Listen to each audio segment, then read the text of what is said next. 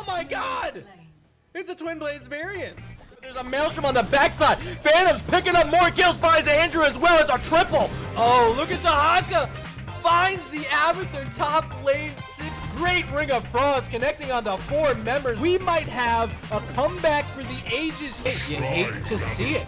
You hate to see it. Will they be able to escape? ETC does fall. What a counter attack by Regen Red, and he's gonna barely get away with his friggin' teleport ability. Holy shit!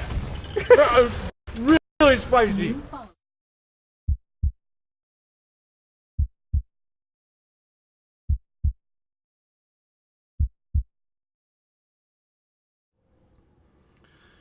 Ladies and gentlemen, welcome back to the stream, twitch.tv/murderrg. Arrow, I see you in chat. How's it going, my man?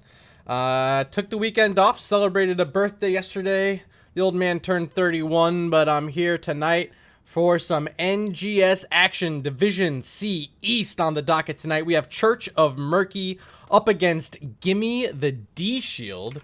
I have both these teams here in lobby ready to go. They've been patiently waiting for the past 10 minutes. I'm going to check if they're ready to go, and if they tell me they are, we're going to head directly into our first map of the evening. And I'm excited to see this match. I have a team inside Division C East, Regen Red. They participate in this division, so excited to get a look at some of the other squads that face off against them here. As I did just get word, both of our teams are ready to go. So without further ado, I present to you game number 1 of Doom. Alright, and this is Towers of Doom. See if I can get some music on for you. There you go. Now we got music. Oh, I didn't click the draft switch. That's what happens when I'm not here over the weekend. I forget to hit buttons, but we got it. Towers of Doom is the map tonight for map number 1. Let me tell you what happened during the coin toss. We had Church of Murky. They won the flip and decided to first ban out Infernal Shrines. Gimme the D-Shield banned out Sky Temple. For map number 1 here, picked by Church of Murky, it's Towers of Doom. And we're going to close out the set over on Tomb of the Spider Queen this evening, as chosen by Gimme the D-Shield. But for now, we're on the clock. Gimme the D-Shield has it, and this is a team with some members that I do know from an old community that was led at one point by our favorite caster, Bahamut, but it was called Gamers of the Storm, and they have now migrated over here to NGS for Season 5. Pandemona, the captain, Veteran Wings, the assistant captain, they're both on this squad. Old acquaintances of mine, so excited to see them here in this matchup we have this evening. Garrosh, the first ban by the members of Gimme the D-Shield. And now we're going to see Stitches, an early ban for the Hookmaster. But nonetheless, there will be no Stitches here tonight. He has been banned out. And even if you think it is weird, Stitches does see some play here over on this map. Towers of Doom can get a little bit of value. You also might see him on a map we play later tonight, Tomb of the Spider Queen. I think 2 maps for him that actually aren't that bad. And Arrow, you say you like the intro. You can shout out our friend Mongoose, the captain of Regen Blue, for putting that video together during the off season. Some clips from Season 4. I don't know why it lagged there at the end. There was an update today to OBS.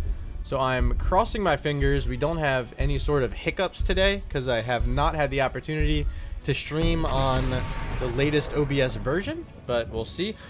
White Mane is legal tonight, and she has been banned out, so we will not get our first White Mane game of the evening here on Towers of Doom. Maybe later on this evening we'll see her, but for now here in game number 1, no White Mane, which does open up an Azmodan for the first selection by Gimme the D-Shield. And I guess, yeah, I'm curious, because now White Mane, she's going to move up in priority, and some of those bans that you saw during the first round, you know, you see Genji banned so often, Yrel, Raynor was getting banned a lot, Maiev, Zeratul, Deckard Cain. Some of these heroes are going to start appearing more and more, and right there, already a Genji pick here in our first map. They're going to pair it up with Johanna, get their front line all set up. But having that Genji is going to mean that they're going to be able to finish off some kills. He has I'm not going to say the best delay on the altars, but, you know, above average at least with the Shuriken. 3 seconds left for Gimme the D-Shield on their 2-3 selections. They're going to go with Kael'thas and my favorite dinosaur, Dahaka. Alright, so this Dahaka, of course, going to set them up with global. They can, especially on the first phase with the 3 altars spawning, he'll be able to get that top one on the top right, burrow his way down, brush stalk in, start to eat up some of the front line, maybe find someone on the back line even, and get some damage ready. Azmodan and Kael'thas, that is a considerable amount of AoE damage that those 2 heroes can put out. Diablo, the final ban for Church of Murky. We do have one more ban left. It does belong to Gimme the D-Shield. Wondering if they want to get rid of a support here. Neither team has one yet, so they don't want to choke themselves out. But I don't really know what direction they want to take this. Maybe get rid of an offlaner to help the Dahaka. Maybe Blaze is a good option for them here. And they're going to go with Alexstrasza. Okay, so they do start chunking down that support pool. And Alex being the first selection, or Dragon Queen, will not be available here on Towers of Doom. So now they got options here on the left side for Church of Murky. They probably want to take their support here. They're going to go with Deckard Cain. They don't want to get choked out and have to go any deeper than that. Which, now Gimme the D-Shield is looking at a really limited pool. Leoric's going to be the option up against Dahaka, which is probably a fine selection for them. So we got Deckard, we got Leoric, and now final 2 picks for Gimme the D-Shield. Still need their support, still need their main tank. Main tank options, I think Muradin might be their best selection, although there's some pretty maneuverable targets here. The Genji, the Leoric, the Johanna haven't escaped. They're going to go with Malfurion for support. And they are going to take that Muradin as their main tank.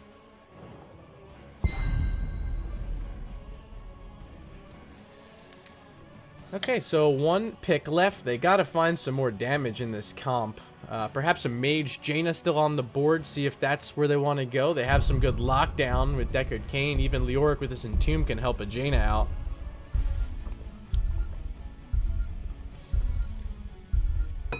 Phoenix still available too. Could be a good option for them. And they're going to go ahead and just take that Jaina. And I think that's probably the best selection for them. A wise pick here for Church of Murky. A team named after everyone's favorite frog in a bubble, up against a team named after Uther's best heroic option in the game. Who do you guys think's gonna win? If you want to vote for Church of Murky, hashtag Murgle in chat. If you want to vote for Gimme the D-Shield, hashtag Lumberjack in chat. I'm gonna tally up your votes. We're gonna have some fun with it. But if I had to pick a comp, and if you're asking your caster who he thinks, man, anytime you get Genji, I think you're just a scary comp. I think they have the better of the 2 supports as well. Johanna's in a great spot. Her blind, though, is not going to get a tremendous amount of value up against this squad, which is a lot of spell damage. Dahaka, though, on the other side, he's, I think, going to get the better of the 2 up against Leoric. We'll see how that skill matchup plays out, but just having the global can really help them secure some of these altars. Depends. Whoever gets that bottom lane bell tower first, I think, is really going to get the full advantage in this game. So keep an eye on that. Keep an eye on teams that are going for the Merc camps early as well. Bottom lane control with the Pumpkin Sappers is a Tide Swinger. But over on the left-hand side, we have Church of Murky. First off, it's Redbeard on Leoric. Orion's going to be playing Jaina. Ellerin on Dahaka. We have Begully on the Johanna, and rounding it out on the Shamata, Mr. Genji will be played by Shock. 10 seconds. On the right-hand side, we have Gimme the D-Shield. Bashing's going to be playing Dahaka. Dr. Chelly on the Muradin. Veteran Wings will be playing Azmodan. Samwise on the Kael'thas, and rounding it out, the support player tonight, the captain on Malfurion, it's going to be Pandemona. Here's a look at your level 1 talents. Azmodan opting for Greed here. So he's going to do a little extra damage to the minions and the mercenaries. As I think, is my volume super loud? I feel like my ears are going deaf here. If I find a spot, I'm going to maybe lower that briefly, but Asmodan already getting a few stacks here. He's at 12. Murden delaying this rotation wisely as Dr. Jelly. And Dwarf tossing out, so he'll be okay. And it's going to set up Asmodan to potentially poke down this wave if he gets the opportunity. And I'm skipping frames, too. I think this OBS is actually messing a bit with my graphics card, which is unfortunate. We'll keep an eye on it. If I find that it's being too ridiculous, I will try restarting HOTS in between rounds and seeing if that fixes it. And let me actually try to lower the sound really quick. Just a little bit too loud for my liking. That should be a bit better. Shock and trouble on that Genji. He's going to get storm bolted here potentially, but Kael'thas didn't even need the CC from Murden. First blood of the game being handed over to Gimme the D-Shield as they are now looking at this siege camp. Bottom right-hand side of the map, this veteran wings getting started, throwing out some globes of annihilation. Already sitting at 50 stacks. Ladies and gents, we're only a minute 30 into this game and he's already at 50 stacks. Now both teams looking at their siege camps here. Should go down about the same time as my frame rate continues to skip in game. My deepest of apologies. And look at Asmodan, still finding stacks. Not quite in sync there with Kael'thas, but nonetheless, adding up to 60 already. Let's take a look at the top lane matchup. Leoric seems like he's holding his own. Dahaka also doing pretty well. Caught the middle wave soak to get a few extra essence. Of course, he actually went into enhanced agility here, so he wants to speed between lanes. We'll see if Bastion can find the value out of that, which is a talent that has fallen out of favor amongst a lot of Dahaka players. We'll see how it works out for him here in this matchup, though. Blizzard dropping in, landing on Murden. He's going to survive, but now Jaina totally out of mana. These pumpkin sappers should be able to be cleared up by Gimme the D-Shield. Not too much problem for them here. First altars are spawning, and Dahaka and Leoric will grab the ones up top as another Blizzard is connecting on top of Murden. Falling low is Kael'thas, and he's going to be the first kill of the game for Church of Murky, and now they have a full advantage down here on this bottom altar. But Leoric is not making the rotation. Instead, it looks like it's just Dahaka. And here comes a Brushtalk. He's going to try to get in on this fight. Where is he? There he is, coming in on the front side. Does he have a tongue? He does, connecting on Johanna. She'll be able to use Iron Skin back to safety. Asmodan going to start this channel, but without Leoric making the rotation, it is going to be the members of Gimme the D-Shield picking up the 2-for-1 altar exchange here.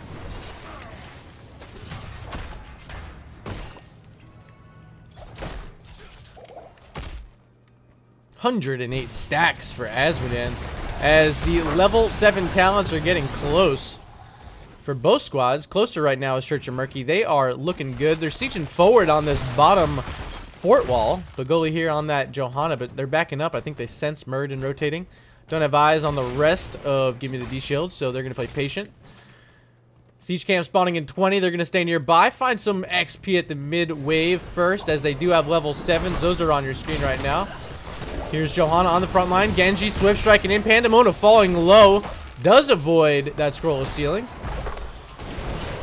But now it's Bigoli, the one in trouble. Has to pop Iron Skin. Will throw out a blind, hitting all 4 members of Gimme the D-Shield. A little bomb spread there, but they're going to be just fine.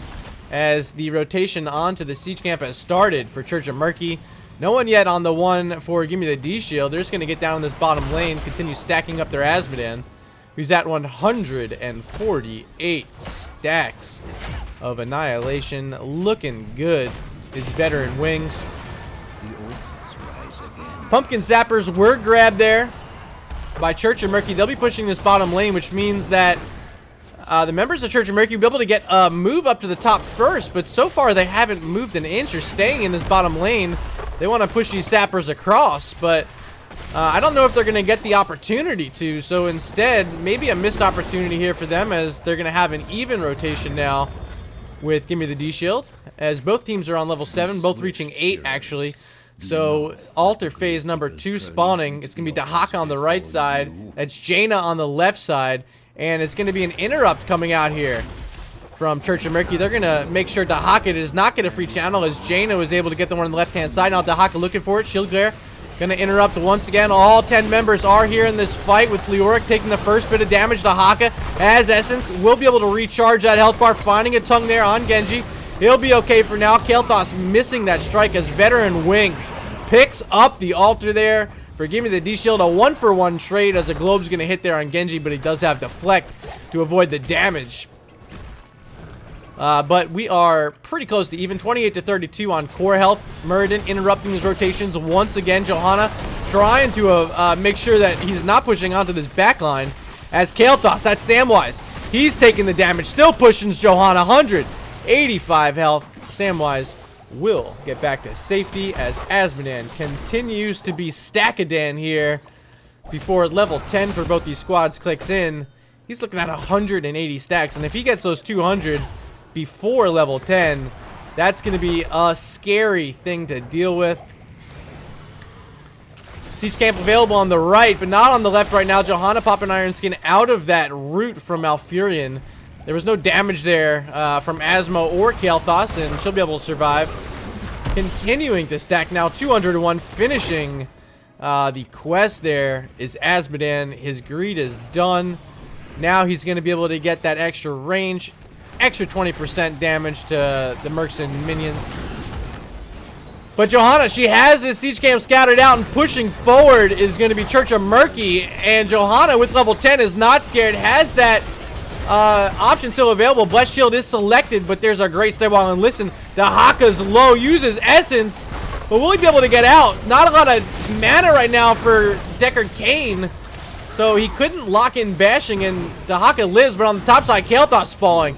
You also see Malfurion falling. Make it 3 as Muradin falls as well. A triple kill and a steal, and a single altar at their feet. Church of Murky finding the first triple kill of the game. They're going to get down these towers, and this is going to give them a full level lead as they can continue to push forward onto this fort. All 5 members here right now. Leoric's joining the fun. That's Redbeard, and they might be able to get this fort. And what I was talking about when we were loading into the game was whoever gets control of this bottom lane is going to have a huge advantage. But with a defensive hero like Azmodan, it might not actually end up being the case. You see him there, able to rip through those minions quickly with his greed talent at 1. And it's also going to mean that they're not going to be able to get the full siege in onto that fort. Instead, dropping back on this siege camp. There's a Twilight Chain from Pandemona.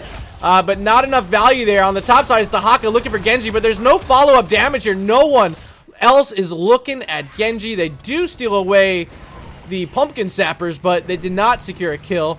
Leoric all the while is up top, making sure that their level lead is staying consistent, and Dahaka had to use that brush stock up there just to match the siege pressure that he's putting out. Welcome to the stream, Aura. Always a pleasure to have you here. So this matchup about even. You need to keep an eye on the bottom side, as we do have a 4v4 breaking out. Scroll Ceiling missing there from Ellerin. But no fear right now from Bagoli on that Johanna. Playing forward without any minions. Huge stacks from Azmodan. There's a Ring of Frost, missing everything. Entomb on the other side. Is there a Blizzard? Yes, there is. Hitting a bunch with the X-Strike. Another double kill there for Church of Murky, as they're looking to finish off Muradin, but he did pop Avatar. Still pushing forward Johanna. She does not have her Blessed Shield, so they're not going to be able to secure the kill. There's Dahaka finally showing up, pulling back Leoric. He'll survive. Genji falling low, Swift striking away. 280 health, surviving and starting up the channel here on this altar bottom side. It will be handed over to Church of Murky, their first lead of the game, as this fight is continuing on the bottom side. Leoric's still here, but Samwise is not able to finish off with Dr. Chelly and Dahaka there with them. So they leave it. Dahaka heads up top, going to continue pushing in this wave. Leoric going to try to quickly make the rotation there, as the mid wave is going to be soaked up by Orion and Bigoli. More big globes from Azmodan. Now sitting at 280 stacks. He's going to stall this wave here. See if he can keep him steady, and he does. Now sitting 288. Both teams are nearby, but Bigoli not close enough to this siege camp. It is taken by Gimme the D-Shield. They'll have Pumpkin Sappers bottom lane. And Azmodan, he's going to make this rotation down, it appears. There's a big globe from distance, missing everything. So not getting that value. But they do have the Pumpkin Sappers here. Genji not the best in wave clear, so they're going to rely on Jaina. Orion trying to see what he can do to finish off these. He does have a Blizzard form. Will get a lot of value, finishing off almost one of the Sappers and the rest of that minion wave. So those will stop in their tracks. Dr. Jelly has to back up. Dwarf tossing out as Leoric showed up. Always afraid to see that Entomb come out quick. Triple altar phase. Dahaka has a brush stalk, but it appears Bigoli understands this and is going to rotate mid. Not going to come back down to the bottom. Okay, so it's going to be Leoric up top with Dahaka on the other side. As Dahaka is looking to get this camp, he should be able to get it. And he does. Bashing does get that. Still on this bottom side altar, though. Got to keep an eye on this because it's a 4v4. Both teams have all their ultimates. There's the Ring of Frost first. Big cleanse on Kael'thas. Samwise lives. Stay a while and listen. Only hitting Murden. Now coming forwards, Genji. X-striking in before the Twilight Dream could hit him, but he will pay with his life. A 1-for-1 is Malfurion for Genji. Orion's very low on health, and it looks like Deckard Cain's going to throw some potions out, but they're kind of split. There's a big tongue hitting on top of Johanna. Has iron skin. She'll be back. Leoric's on this top side coming in with Entomb, but Jaina had to back up to the well. Got to wait for Jaina to show back up before he can rip this Entomb off, but won't be able to do it as there's a big kill picked up on Leoric. He's down for the count, and the altar will be channeled by Veteran Wings, which should tie this game back up at 24. And if they get this kill onto Jaina, they do, is a huge swing, because now they can push this bottom lane. Azmodan's here. They're gonna finish off Deckard Cain as well. Another tongue there from Dahaka. Bashing has had a bunch of them connect here in this one. Leoric respawns, but a bunch of minions here. Not a tremendous amount of wave clear outside of Leoric. Johanna does a bit, but Azmodan, 324 stacks, continuing to annihilate these heroes. Unfortunate for them, they can't get damage on the fort, but they do get down the turret. Both siege camps are now active on the map. We'll see them rotate there. The Hawk is already up top, making sure this top wave is staying pushed in. And it does appear both teams want their siege camps, so keep an eye on these right now. They are doing that as we speak. Murden's going to scout out the one on the left-hand side, but he won't be able to do enough. Dr. Chelly just going to back off and get back to his team. Both grabbed at the same exact time there.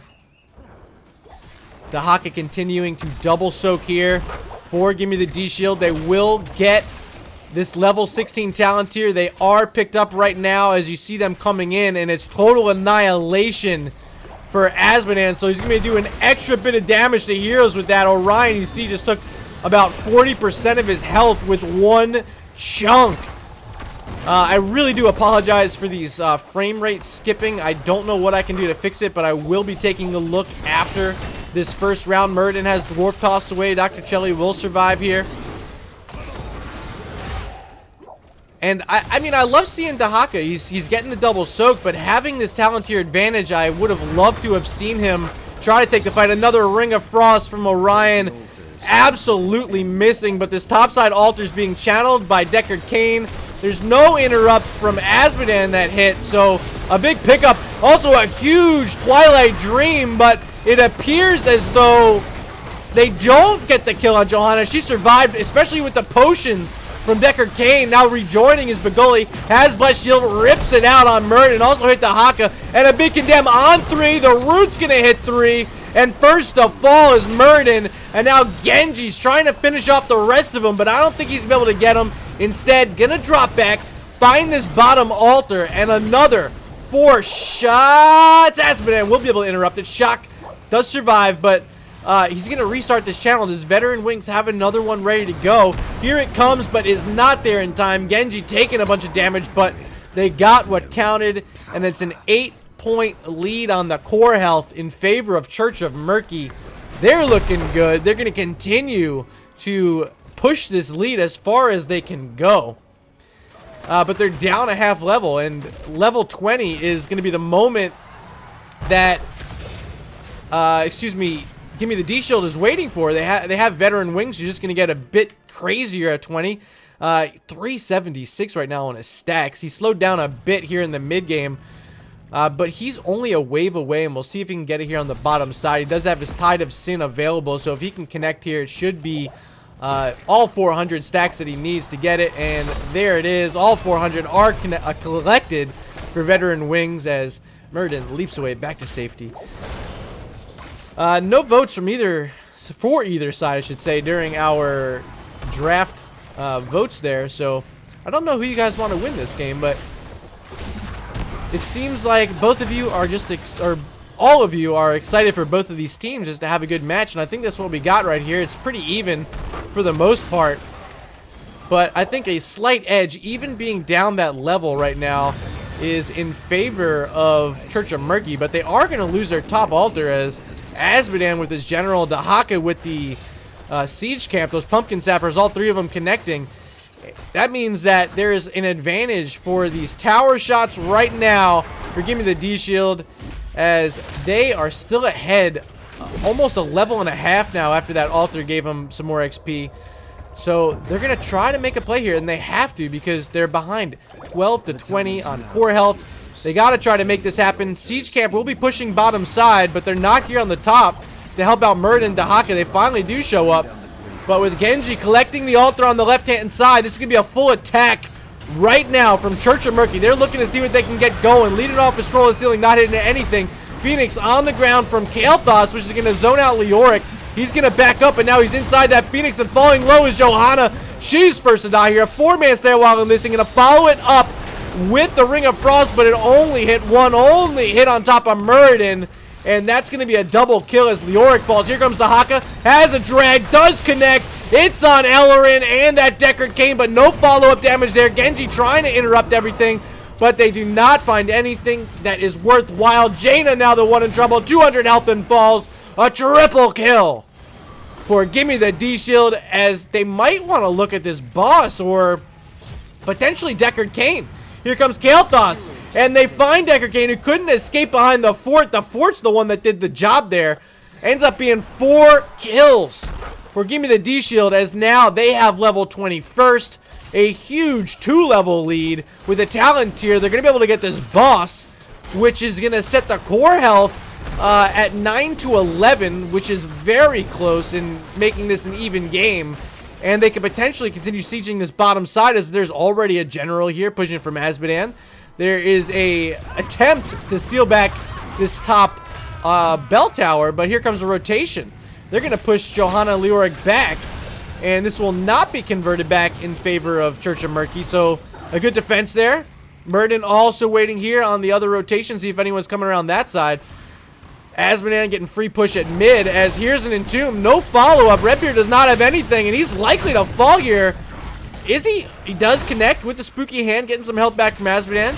So not quite a kill, as the rotation comes out from Church of Murky, but now there's sappers in the top lane. They got to be defended. 2 altars spawning bottom side, as Malfurion and, Kael'thas are rotating down here.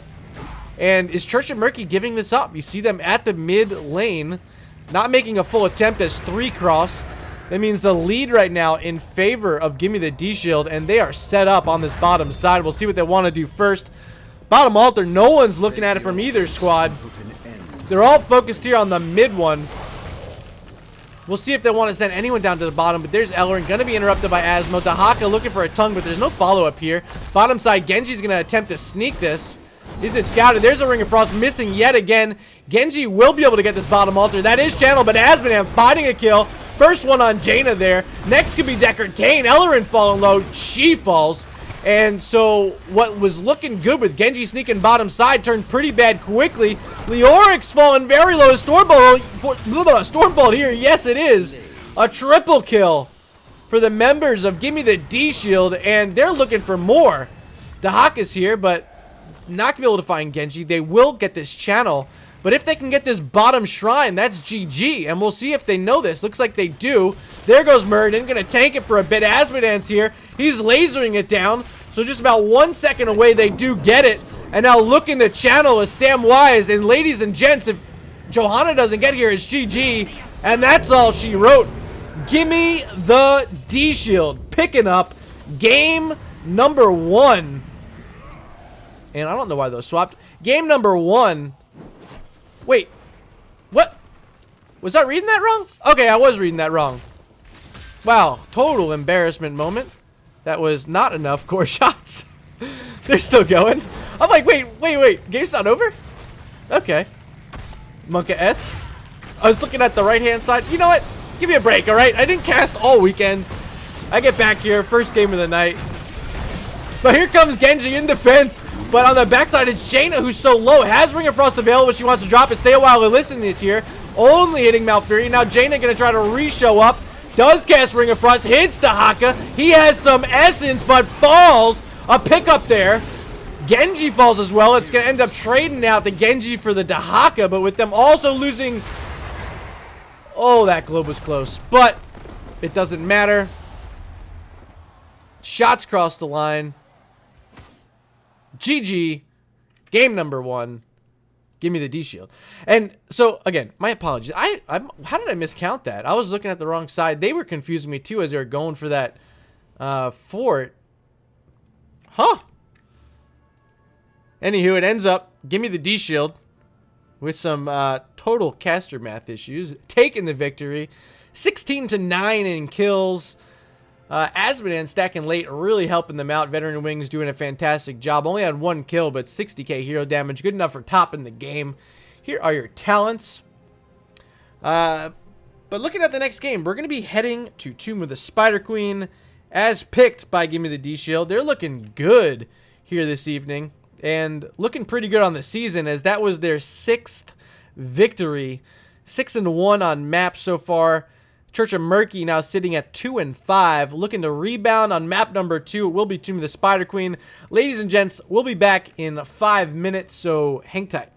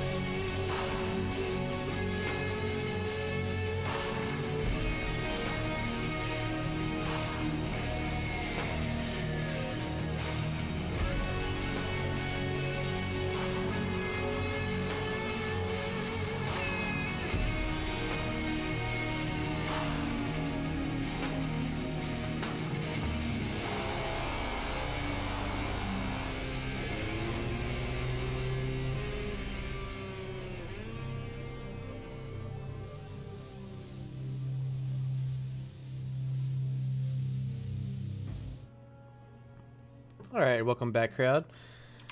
So game number 1, Give Me the D-Shield picking it up after, again, my horrible math skills and lack of being able to read a core health bar up at the top of the screen. But I ended up taking it anyway, and they are now heading into their map selection. This is going to be Towers of Doom. Tomb of the Spider Queen. Tomb of the Spider Queen. Just go ahead and clip this entire cast tonight because nothing's coming out of my mouth correctly. Absolute monka-s. It might have to do with me feeling a little tired today. I had a really long weekend celebrating my birthday. Obviously drank too much, didn't get enough sleep.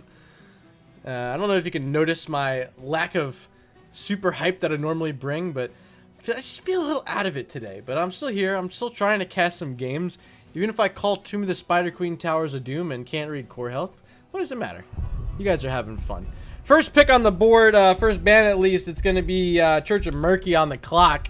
We saw them ban out Stitch's game number 1. I think maybe even a better map for him on Tomb of the Spider Queen. And there it is again, Stitch's still the ban option for Church of Murky.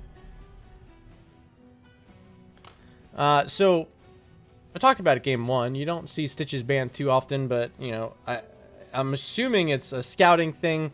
It's also the fact that Towers of Doom and Tomb of the Spider Queen are also pretty good maps for the hero. So we're not going to see him here. Johanna, the ban for Gimme the D-Shield. This is a great map for her as well. The quick rotations, her condemn, being able to stack up the minion waves for heroes like Jaina that they played game 1, or an Asmodean that could be available. They're also going to ban out Kael'thas, who was a threat over on Towers of Doom. Will not be an option here. Final ban of this top phase for Gimme the D-Shield, and they're once again going to get rid of the Garrosh, trying to eliminate the tank pool, and now 3 tanks have been taken away. With Church of Murky on the clock here, do they want to grab that Asmodean for themselves?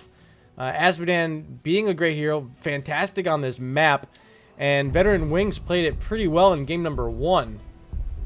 So do they want to go ahead and grab him here on Tomb of the Spider Queen? 3 seconds left for that decision. And it's going to be Muradin.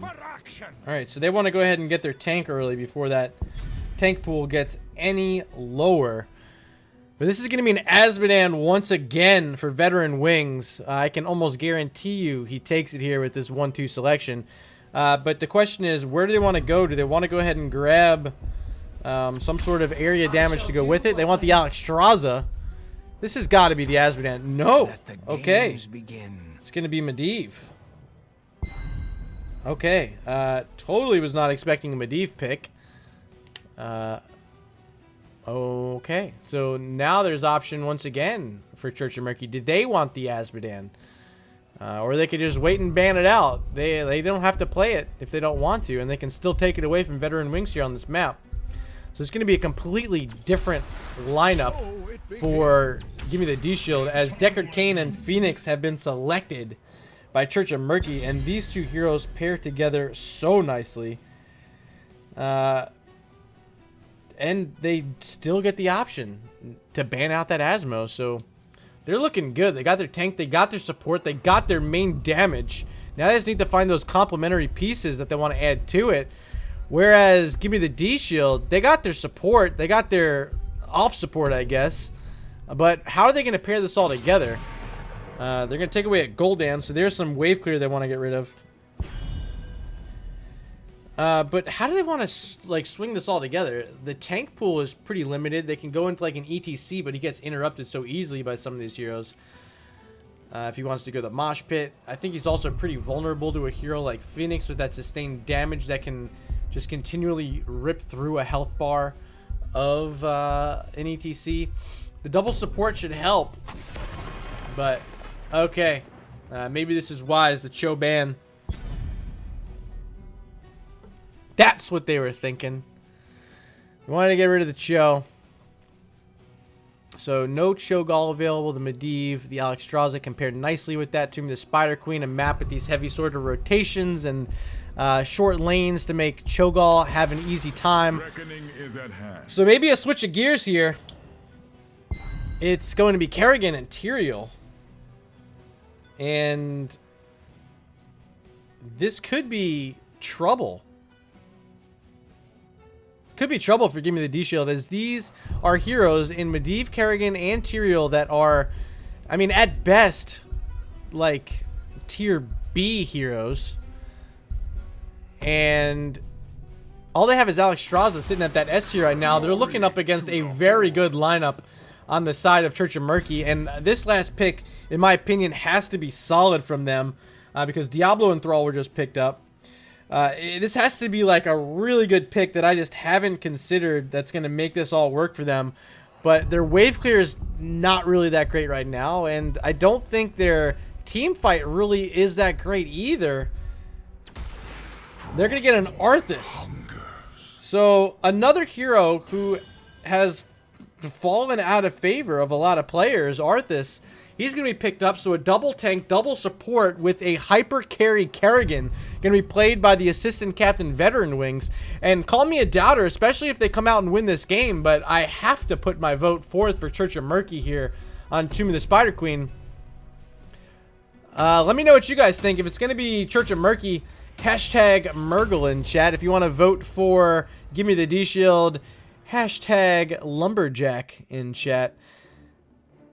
Neither side picking up the Murky or the Uther in either of these games, but we are getting a fun one here. A lot of, I'll call them fun heroes for Gimme the D-Shield. Kerrigan can be, in the right hands, a devastating hero to play against.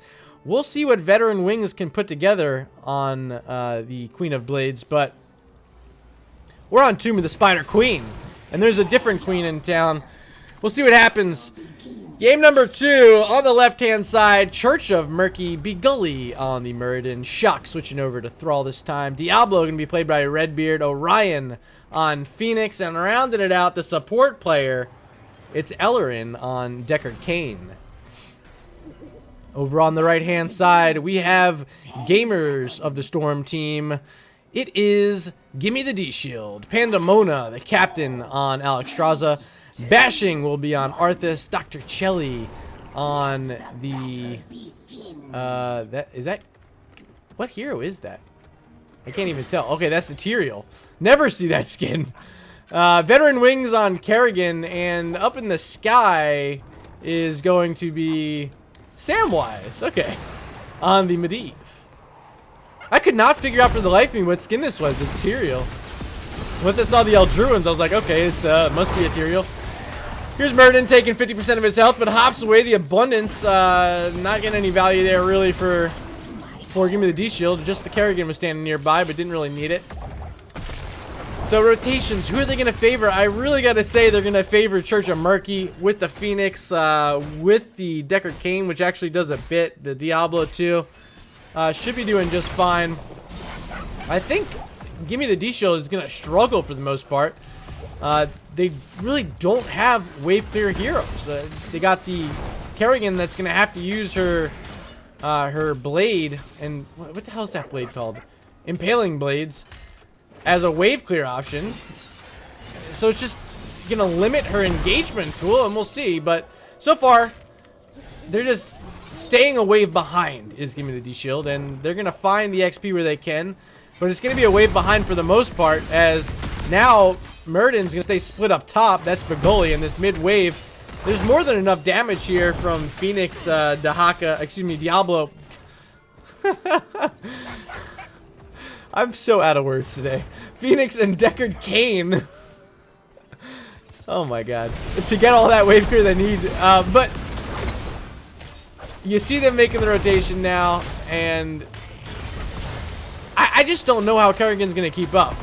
Once level 4 picks up, she'll be able to get some extra talents to help out. But you still got to put a big favor for Church of Murky here, and they're taking advantage of it right now. I wouldn't be surprised if they just try to continue out pushing these waves. Muradin's up top trying to soak that up. but pretty good, especially down in the bottom lane where you see Arthas bullying out Thrall, but pretty good for Gimme the D-Shield. They're keeping it even. The Medivh at 8 stacks right now on the Arcane Rift, so he's just trying to stay safe, get whatever stacks he can here in the early game, and they're going to try to just keeping pace with what Church of Murky's putting out, but I'm really surprised Church of Murky's not making a stronger push at this. Perhaps the Muradin and the Diablo are slowing them down just slightly right now, but the Phoenix should be able to get a lot more value than I'm currently seeing, and Orion playing safely back, not really getting full value out of it for the most part right now. So I do have one vote right now for Lumberjack, hashtag Lumberjack. That is Gimme the D-Shield in chat.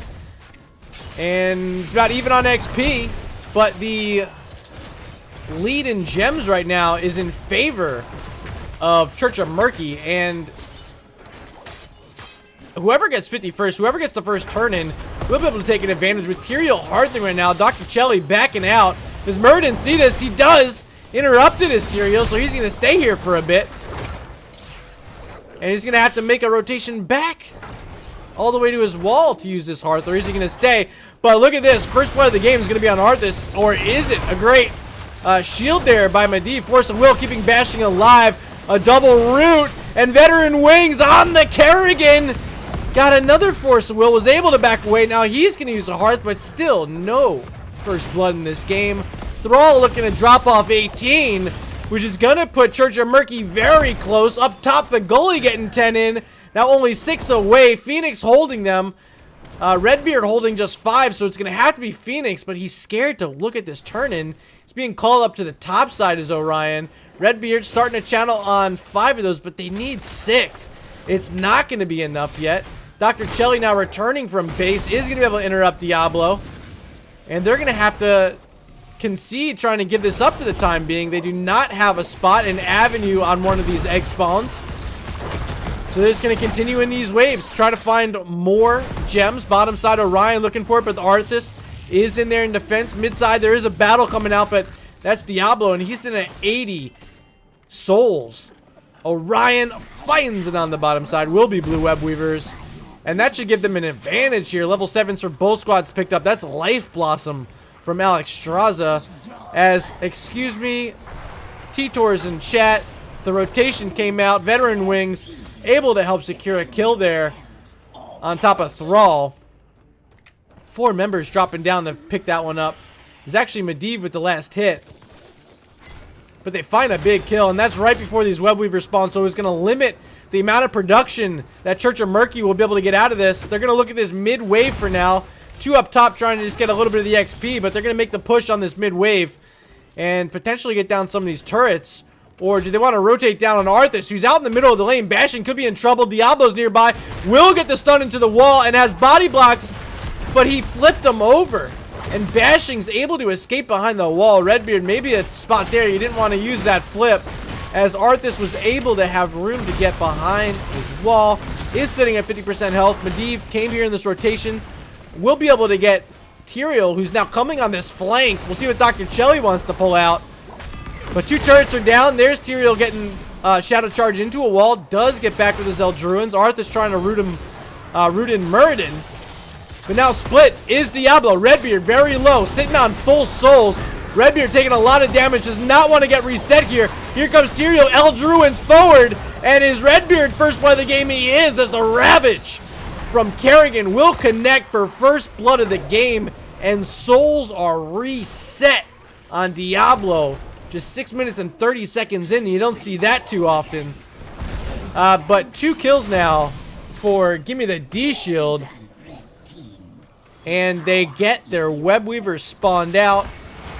This should be able to swing it right back in structure damage. And they're looking at this midway first. There's a pullback onto the Muradin. Bagoli falling low, getting some potions right now from Decker Kane. He'll get back behind the wall, does survive, but Web Weavers will be here. This one's going to be pushed up all the way on this mid wall. Top side, it's Diablo trying to hold this one back. Bottom side, it's Phoenix. But they do not have anyone in defense on this mid wave. And they're going to try to siege forward. Arthur's going to rotate down on Phoenix, making sure Orion doesn't get free clear. Diablo gave up on the one on the top side. That's sitting at 50% health. But the siege is coming out here from Veteran Wings. And looking at Medivh, he's finished Arcane Rift, so time for him to play aggressive. He has extra Qs now. Will be able to help push back this Murden if he wants to step forward. And there's a Dwarf Toss out, so they're going to be able to get some damage in on this mid fort. And with the Webweaver still 40% health, they are going to secure the first fort of the game. Finally going down with this Web Blast. It's picked up. Thrall cleared out the one up top. Phoenix cleared out on the bottom side. So that's all the Webweavers down. And now, look at these portals. Rotating the members of Gimme the D-Shield up to the top side. They have more than enough gems to get their second turn in. Still 5 short is Church of Murky. So we'll see if they can get this quick double turn in 3 seconds. So the egg spawner is alive. Murden's here. Has the vision on him. Jumping forward with the Ravage is carrying, gets Force of Will, does get some health back as well with that walking out of the Sanctification. I was about to say, had that pseudo D-Shield inside the Sanct, but first of all is Kerrigan. Here's the ley line, followed up by that Stay a While and Listen's going to reset it yet again, and not getting value from the ley line seal. Samwise kicking himself a bit there, and now the turn-in. It favors Church of Murky. They have enough. Diablo got his in. Now Murden clicking in 23. Only 20 away. And who's holding him? It's going to be Orion with 16. Got to find Thrall in there as well. Shock's channeling, and it won't be interrupted. Second set of Webweavers for Church of Murky are now spawning down these lanes that are pushed out pretty far, especially the top wave. Already on this wall. Ravage gonna miss. And now it's Arthas in trouble. He's getting flipped back. And will he fall? No, gets the portal out. Great job there from Medivh. This double support comp so far only allowing one hero to die, and it was Veteran Wings in that last defense. But pretty good, and especially at level 7. Arcane Explosion. Watch the value he can get in these fights. We'll see if it continues to come out. There's another portal. Should be able to get Arthas out. He does. And also let Tyrael come on the front line, but this Purification Salvo will hit 4. Stay a while and listen. Gonna help lock in a few. And Phoenix now channeling all the lasers, but they get stopped by the ley line seal. Have to back up, and now the Arcane Rift damage coming out from Medivh with the Dragon Queen. They're gonna make this a mega kill. A 5-man team wipe from Gimme the D-Shield, making sure Church of Murky did not continue any sort of push forward. They're going to find a couple forts. In fact, the bottom fell as well as the mid, but a big mega kill there from Gimme the D-Shield. They get their level 13 talents first. Alexstrasza finding 3 in that fight. They've really set themselves up with gems on hand, and now none in the hands of Church of Murky. It means that Church of Murky, they're going to have to play defense. And look at this. Gimme the D-Shield wisely. Going to grab a Bruiser Camp. Can help push out these waves a bit. And then look to start cashing some gems in. Tyrael with 39. Going to start the channeling first. Diablo not going to scatter it out. So those are in. Now just 7 away. Pandemona on Alexstrasza holds the remainder that they need. So they're going to wait for this Bruiser Camp. It's going to get finished up here by Kerrigan and Arthas. Kerrigan wanting the Hearth back for some mana. They're going to play it patient, and I think this is the right play. They gave up the 13 talent here, but it doesn't really matter. They have the Bruiser Camp mid. Kerrigan's going to get up here as quickly as she can, and they're just going to try to find a spot to get on the egg spawner and make sure they get this Webweaver phase pulled down.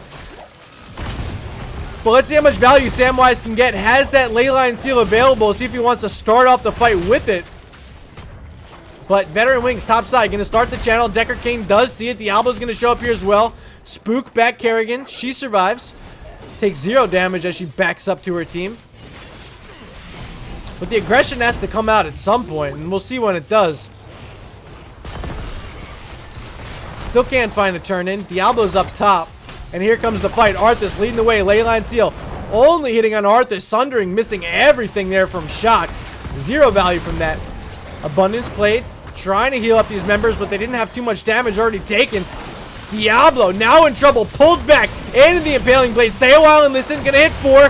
Purification salvo, but the Sanctification was on top of 3 members from Gimme the D-Shield. They get a double kill out of it. Reset the souls once again on Diablo.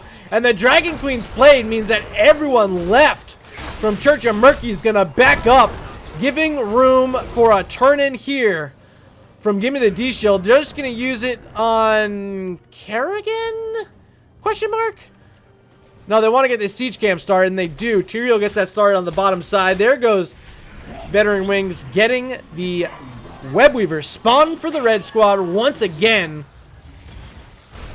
And they're going to be able to get this siege camp. Siege Giants on the bottom side. Tyrael going to hearth quickly, trying to get some mana back because he knows he's not going to be of much use in any of these fights.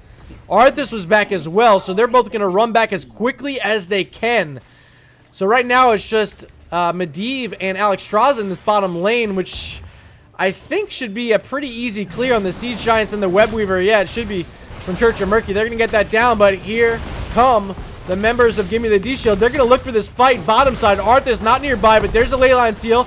Going to stick in both those tanks. Scroll of Sealing, going to make sure no one pushes forward. Now Dwarf tossing out Smurden. Stay a while and listen with the Purification Salvo. Doing a bunch of damage, but a big heal up there from this double support camp. Cleansing Flame on top of everyone. They're all alive. Here comes the huge combos from Veteran, and he does find that Thrall. Finished them up. Great job, especially with the Maelstrom connecting on top. Anytime you have a oh wow, that Ravage was deep, but not enough to pull in the Murden. I was gonna say, anytime you have a combo hero like Kerrigan, it's just spooky. And pairing it with Lockdown from Arthas, if they can combo up, it just means Kerrigan can continue to stack up her assimilation shields. And what'd she take at 16? Aggressive defense. So that assimilation shield is going to be even bigger as they have this 2-level lead. Once again, have gems for turn-in, and they're looking for an immediate turn-in here on the bottom side. And who are they missing? It's just Tyrael on the top side with the remaining 3. And this is huge for Gimme the D-Shield. This mid keep sitting at half health. They're going to focus it appears. They're staying in this lane. Still have a Talontier advantage, 17 to 15.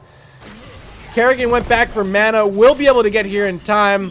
Webweaver is going to be pushed up very far. Medivh providing that vision. The Webweaver will be pushed just past mid.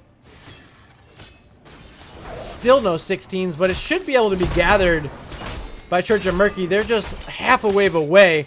But they're staying here in defense on this mid wave, which means they're going to have to make at least a moment of the defense without level 16. And here it comes.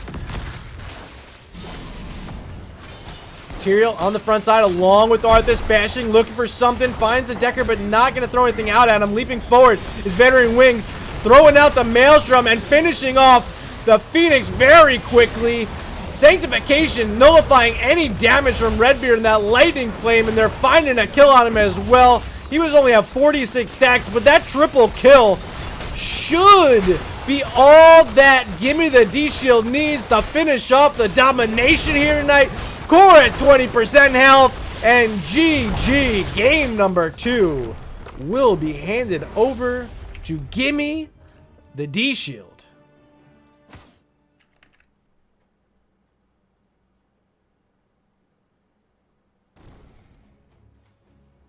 An outstanding set by these teams. A subpar cast from Murda. My apologies to everyone. I think we got the frame rate skipping thing fixed out. If it wasn't, let me know. I couldn't watch the OBS the whole time. But if you guys were noticing anything skipping, just shout at me a bit. But GG's, Gimme the D-Shield, taking the domination here tonight over Church of Murky. They move to 7-1 in the standings. Church of Murky dropping back to 2-6. Here's the talents on your screen. Really, really well played by Veteran Wings in both games. And look at that in game number 2. Led the game in hero damage once again. 4 kills this time. Not as many on his Asmo. But a very fantastic job here. for the entire squad of Gimme the D Shield. I'm going to see if I can reach out to the captain, or in this case, the assistant captain who I spoke to during the coin toss for an interview.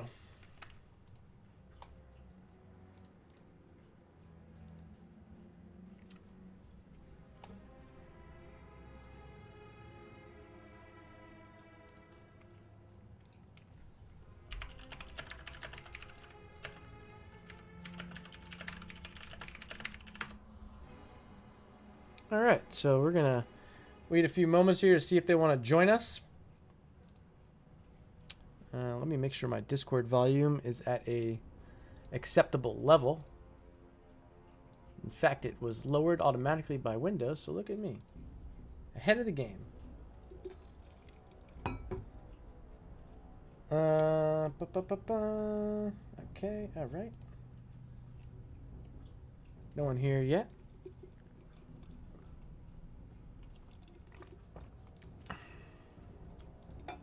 All right.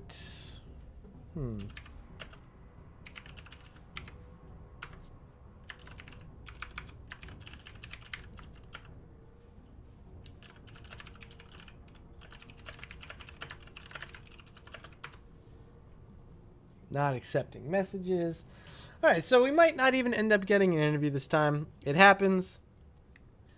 Makes me sad because I know you guys like hearing from these teams, getting some insight from their captains and such. But that's going to be it for game number 1 of this doubleheader. Later on this evening, I do have another one. It is a Division D East matchup between Screaming Weenies and Calculated Throw. Will be taking place at 11 p.m. Eastern, 8 p.m. Pacific.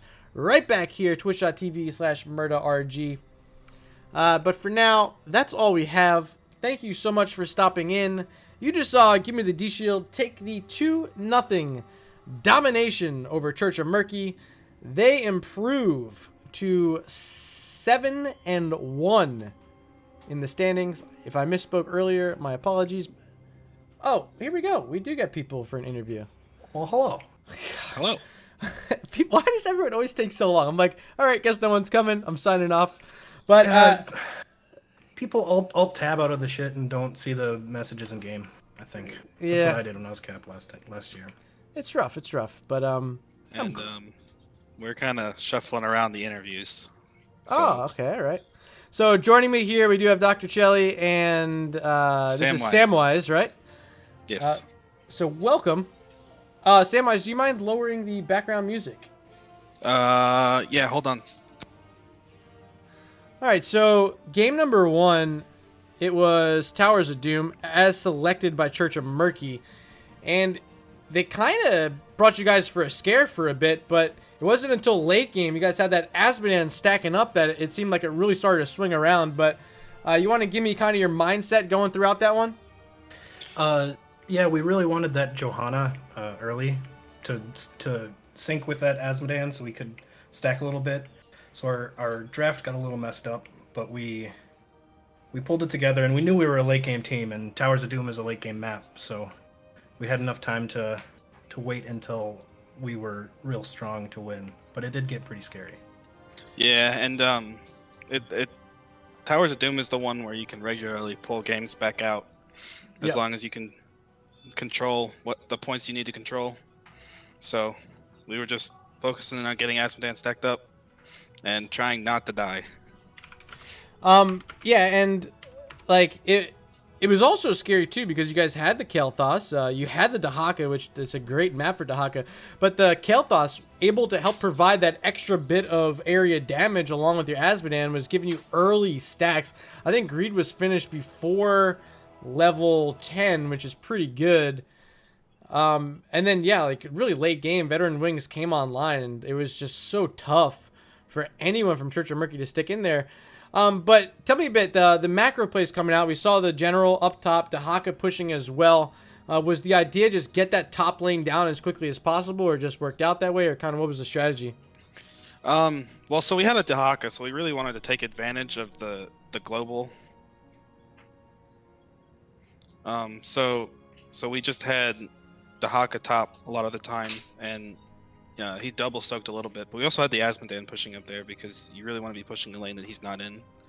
So adding a little bit more pressure top, trying to force them to lose some soak, and then basically just having him soak extra stuff because of his global.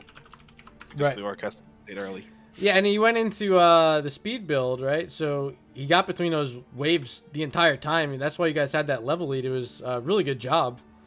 What are your thoughts on the way it ended, though? So you guys had the channel mid, or I should say like the bottom mid one.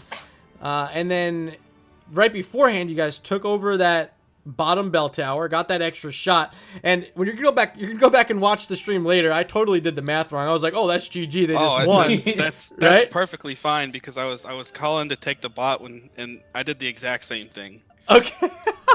See, I'm not okay. You make me feel better. I thought I was the only one that was like, all right, this is it. They got the bell tower, And they got the my altar. The whole time my team's like, what are you talking about? Well, maybe it was you that threw me off then, because I'm like, all right. I mean, and it's a shame too because I'm a math major, so like just looking at the wrong place, doing the math wrong. It's a shame, to be honest. But in the end, Towers of Doom, very great job. A bit of a comeback. It wasn't really a full comeback because it was pretty close the entire time, but you ended up taking that one, and then we headed over to Tomb of the Spider Queen. This team banned out your stitches all night. Was that a curveball? Were you guys wanting to run the stitches? The first game we were. Yeah, the first game we wanted to run a kind of a kidnap comp or something similar maybe. And they just banned the stitches. We'd only run it on Tomb of the Spider Queen once, and we just had a bunch of like CC after it, and Yep. it looked pretty scary, but I don't think it was ban worthy. So I they missed a must lot have of done hooks some that game. scouting. Yeah. Well, they definitely did. They banned Infernal, which was probably our best map. Yeah. So instead, you got on Muradin on the first game, and then in the second game, you're over on the Tyrael. And the Tyrael I was a bit confused about, but I guess the Sanctification, it's like almost a D shield, right? Yeah, it's an AoE D shield. It's on better. There you go. Yeah, that comp is basically just we don't die. Yep. Yeah. I think we've got 5 deaths total on the season in that comp. Wow. Yeah, I mean, it definitely enables a Kerrigan trying to jump in there deep, a Tyrael jumping in with, having that Sanct. And But then they're and then the Kerrigan's grouping them up, which makes it really, really easy for Medivh to get stacks and Yep. get resets on his Q, and so he'll pump out a whole lot more damage than people will expect. yeah, it was sneaky, and you were able to survive the entire time without dropping those Arcane Rift stacks. Cho got banned out. Was this a thought for anyone? Like, were you guys thinking to go Cho'Gall in this game, or? We weren't, but we have played it before. It's always in the back pocket. We'll throw it out whenever. I mean, you guys had the Alex Strauss and Medivh. It like kind of made sense. Maybe we could have seen it there. But I was like, man, Cho'Gall banned out. I wasn't even paying attention because it didn't look like your bans were really going in that direction. But Cho'Gall got banned out, which really set you guys up for the Kerrigan Tyrael with your 3-4 picks, and you guys closed it out with an Arthas. Is just another hero you like pairing with the Kerrigan, but like I was talking during draft, like a lot of the heroes in this were just some old school heroes. Other than Alex and Medivh, yeah, there's some classic heroes. I think Tyrael helps out Arthas a lot, and Arthas helps Tyrael be more of a main tank as well. They support each other really well, because Arthas running at you with a speed boost from Tyrael is kind of scary. Yeah, I agree.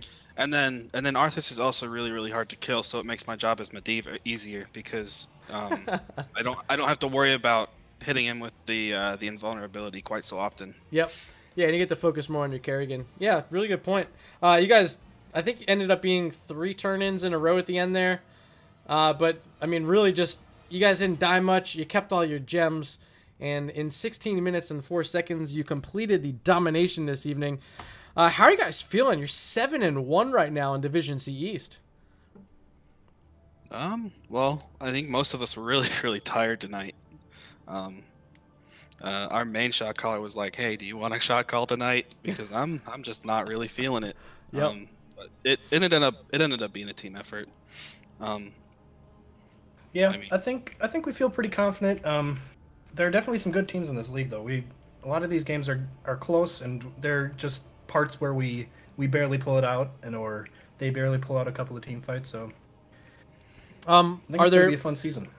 are there any specific teams that you're looking forward to playing? Maybe a bit scared of playing? How are you feeling about the opponents here in C East?